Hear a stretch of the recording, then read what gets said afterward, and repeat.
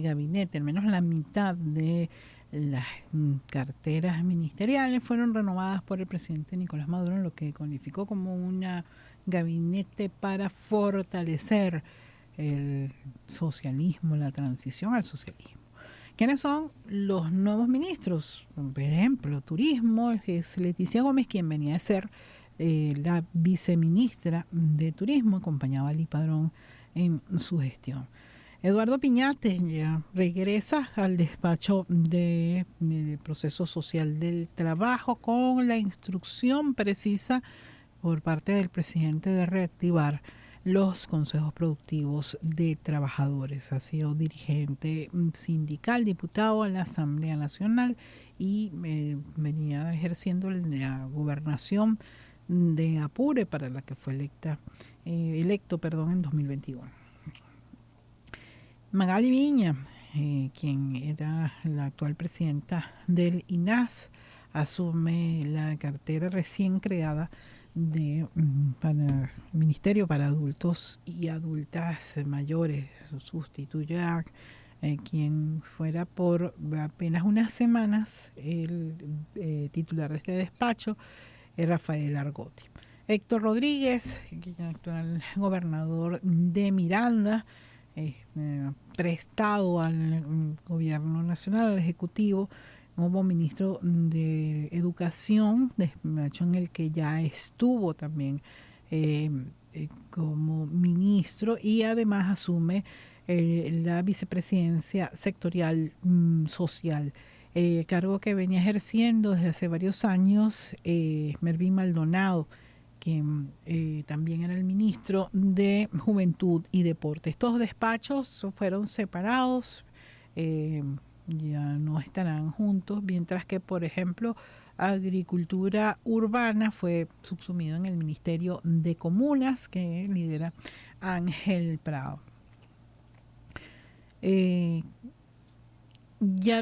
vamos a dejar que sea nuestro próximo invitado el que también nos haga algunos comentarios sobre el significado, el impacto político que va a tener este golpe de timón. Yo diría que este cambio de gabinete es ¿para qué este nuevo gabinete? Se trata de Miguel Ángel Pérez Pirela, filósofo, escritor, comunicador, es el director del portal laiguana.tv. ¿Cómo estás, Miguel Ángel? ¿Cómo estás, querida Esther? Bueno, muy contento de estar aquí en tu prestigioso programa una vez más. Bueno, y por cierto, aprovecho de expresar nuevamente mi solidaridad contigo y con todos los colegas, las colegas que han sido atacados, insultados, perseguidos en los últimos tiempos. Yo no sé si Venezuela es el país más peligroso, creo que no, creo que es Palestina.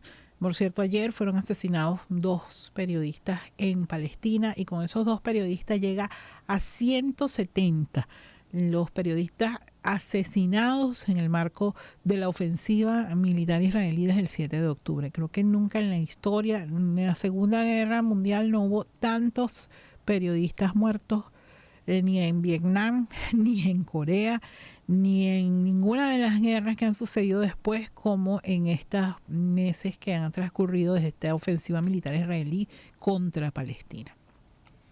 Seguimos en el trabajo de comunicar con la verdad. Evidentemente, el trabajo del comunicador, desgraciadamente, toca muchos intereses, coloca muchas alertas, da muchas advertencias, y esto no solamente no es agradecido por los poderes hegemónicos, sino que también detrás de sí lleva el correlativo de un peligro. Yo me solidarizo también contigo, con todos los periodistas, las periodistas, los comunicadores y las comunicadoras que por levantar su voz terminan siendo amenazados, sus familias. Pero eso nos da todavía más fuerza, querida Esther, porque uno no puede negociar con el fascismo, uno no puede negociar con el racismo, con la xenofobia. Y en momentos como este, Esther, es que realmente se ve quién es quién en Venezuela, porque cuando se trata de hablo yo del Colegio Nacional de Periodistas, etcétera, Ay, de no, levantar la voz eso, no por algún... menciones, eso trae malas vibras. Sí, sí, no, cuando se El trata de Colegio levantar Nacional de Periodistas fue fundado por periodistas muy combativos que dieron una batalla por no solamente la verdad, sino también por el ejercicio digno de la profesión de periodista en sí, nuestro país. Y ha en los, ult- derivado en en una los, especie, ni siquiera en un partido político, una especie de club de amigos dedicados a decir lo mismo cada vez que abren la boca. sí, en los últimos días muchos, no pocos, muchos y muchas periodistas venezolanos han sido agredidos, sus familias han dado direcciones, Ujú. números de teléfono y el Colegio Nacional de Periodistas no ha dicho nada, simplemente porque estas periodistas no son afines a los intereses políticos del Colegio Nacional de Periodistas. Una real vergüenza, Esther. Bueno, pero hecho este comentario, hablemos de los cambios de gabinete.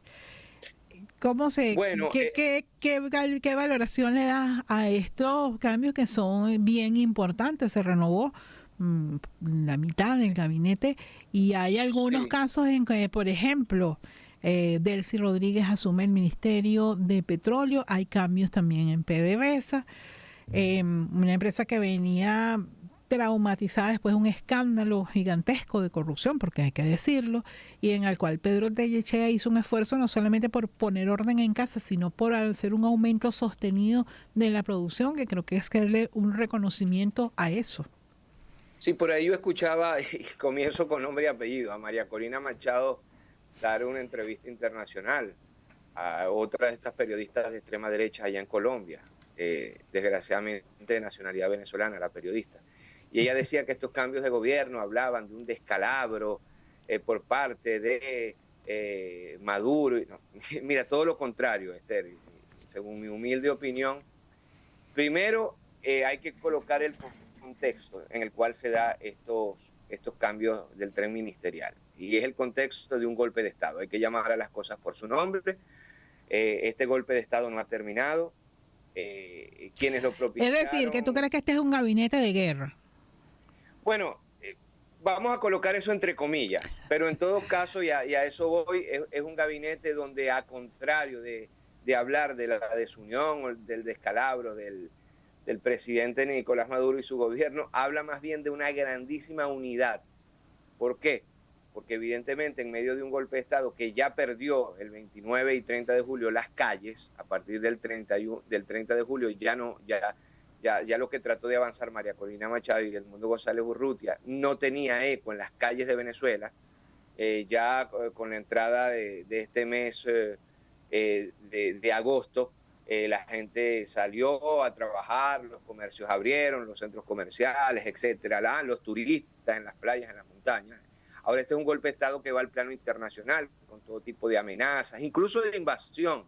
Incluso a diputados uruguayos de extrema derecha, colombianos, llamando a invasión. También estos llamados influencers, mayameros, haciendo videos llamando a la invasión, los Estados Unidos amenazando con todavía más Más sanciones sanciones, y así es. bloqueos Bueno, yo económicos, ¿sí? cada vez Entonces, sí creo más en la tesis que hace unos meses, que lo hemos comentado también en alguna entrevista, que asomó hace unos meses Leopoldo Pucci en una columna donde decía que, miren, ganara quien ganara, Estados Unidos no iba a levantar las sanciones porque era un exactamente, mecanismo de control que les había correcto. resultado.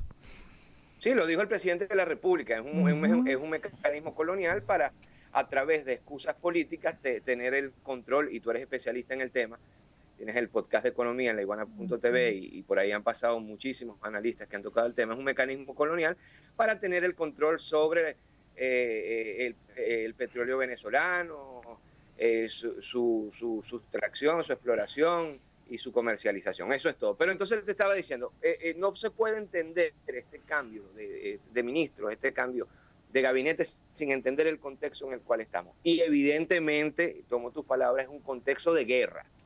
Y a contrapelo de lo que dice María Corina Machado, que habla de la desunión, del descalabro del gobierno, todo lo contrario, el gobierno llamó a sus fichas más de confianza, más cercano, pienso un Diosdado Cabello en el Ministerio Interior y Justicia, pienso en Héctor Rodríguez en el Ministerio de Educación, pienso en Delcy Rodríguez en el Ministerio de Bueno, pero es Petróleo, que también eso estamos hablando de los nombres más conocidos, pero hay otros nombres mucho menos conocidos, menos visibles, que cualquiera dice, bueno, pero estos son nuevos. No, no son nuevos. Héctor Obregón, por ejemplo, nuevo presidente de PDVSA, ya era vicepresidente ejecutivo, pero además tiene una trayectoria en distintos cargos públicos gerenciales, así como por ejemplo el nuevo ministro de Aguas, venía de ser presidente de Hidrocapital, y si puedes con Hidrocapital, puedes con cualquier cosa. Por eso, pero cuando te hablo de Interior y Justicia, cuando te hablo de un megaministerio como Educación, cuando te hablo de uno de los ministerios el ministerio que sostiene la economía venezolana, que es el Ministerio de Petróleo, ¿sí? Y cuando te hablo de los nombres, Diosdado Cabello, Héctor Rodríguez, Delcy Rodríguez, que están ahí, es decir, ya te habla de una especie de voto de confianza en el noyau, como dicen los franceses, más duros, en el grupo más cerrado, en el mejor sentido de la palabra, ¿no? De más confianza del presidente Nicolás Maduro. Y esto, según mi análisis, evidentemente, responde a una situación de guerra holística total contra Venezuela, y responde también a un llamado de estabilidad y de gobernanza, que no es lo mismo que gobernabilidad, de gobernanza en este transitar, de estos meses que evidentemente van a ser difíciles. No te olvides, Esther, insisto, tú eres especialista en estos temas, que se viene el invierno en los Estados Unidos, ¿sí? Que ya todo lo que tiene que ver con el negocio petrolero comienza a acelerarse. No nos olvidemos que en octubre... Bueno, de hecho, hay un repunte de precios brusco. Claro, ya está entre los 80 y los $85 el barril en ambos indicadores, los indicadores más importantes a nivel mundial. Calefacción, necesitan energía, y han colocado las condiciones para no tenerla en el caso de Venezuela, por este golpe de Estado. Recordemos que en octubre, ya el mes que viene prácticamente, se viene una reunión importantísima en Moscú, en Rusia, en relación a los BRIC. Ayer estuvo el canciller, que también sigue haciendo parte de este tren ministerial, fue ratificado. El canciller Gil estuvo en La Iguana.tv dando una entrevista exclusiva, y él decía algo que es fundamental, que ya Venezuela está de facto en los BRIC, ya está participando en las reuniones multilaterales, ya es llamado a absolutamente todo tipo de reuniones de pequeño, mediado y gran impacto. Es decir, todo esto acelera todavía más las pretensiones de los Estados Unidos en relación a Venezuela. Otro elemento importante que no se puede soslayar al momento de interpretar este cambio de ministerio. El 5 de noviembre hay elecciones en los Estados Unidos. La cosa está reñida entre Kamala y Trump, Kamala Harris y Trump. Y el gobierno venezolano, entonces, yo no quiero utilizar la palabra porque es fea, es más, no voy a utilizar la palabra, pero se apostó por una estabilidad en términos de gobernanza, y hay dos ministerios interesantes, que Cultura sigue en las manos de Ernesto Villegas, y Comunicación en las manos de Freddy Ñáñez, también como vicepresidente, ¿no? Ahora, ¿qué te dice todo esto, Esther? Que evidentemente el gobierno bolivariano se está preparando para una guerra de mediana intensidad. Una guerra de mediana intensidad que, como te dije al inicio, acaso ya no está en las calles, pero sí va a estar, y vuelvo al tema económico, en los comercios. Por ahí yo le escuché, no sé si tú tuviste la oportunidad de hacerlo, una entrevista que le dio Capriles a este Vladimir Villegas, ¿no? Que realmente estoy muy sorprendido por lo alocado de su militancia de extrema derecha en este momento, pero eso es otro tema. Y Capriles casi que se frotaba las manos o se regodeaba al plantear que el dólar paralelo iba a comentar eso en los comercios, y casi que anunciando, ¿no? Insisto yo, con mucha, ¿cómo decirte?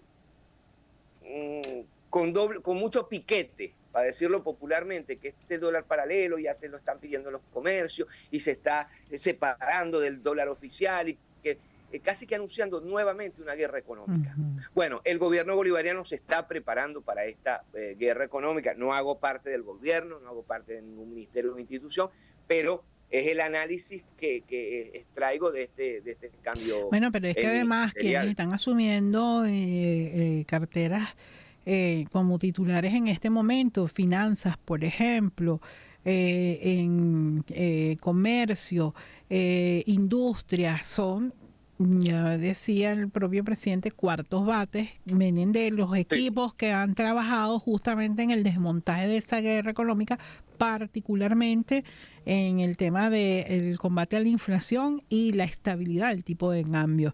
Es decir, que hay ahí un grado de experiencia, unos resultados a la vista y este ataque que está comenzando, porque ciertamente hemos visto en las últimas 4 semanas un incremento de ese llamado dólar en paralelo y también nuevamente ese puede más la ambición especulativa de muchos comerciantes, aunque la semana pasada comentábamos, Miguel Ángel, y comentábamos para nuestros oyentes un exhorto que hacía Consecomercio a los comerciantes para que utilizaran el tipo de cambio oficial. claro. ¿Picaron adelante? Y es completamente. Yo creo que este cambio ministerial agarró fuera de base a más de uno, ¿sí? Y dejó muy preocupado también a más de uno, porque es una respuesta contundente a la intención manifiesta por parte de la extrema derecha venezolana, después de haber perdido las elecciones, de crear desestabilización internacional, bloqueos y sanciones, desestabilización económica con este tema que estamos tratando del dólar paralelo y también desestabilización dentro de la sociedad. No es poca cosa que vuelva al tren ministerial Diosdado Cabello. Uh-huh. Es decir, Y más en un despacho tan clave como una, este.